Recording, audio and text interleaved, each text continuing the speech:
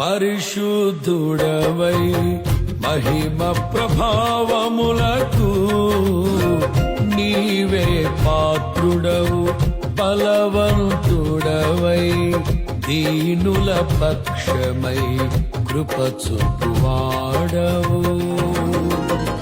దయాళుడవై ధారాళముగా నన్ను దీవించిన శ్రీమంతుడా, ఆరాధన నీకే నా యేసయ్యా, స్తుతి ఆరాధన నీకే నా యేసయ్యా.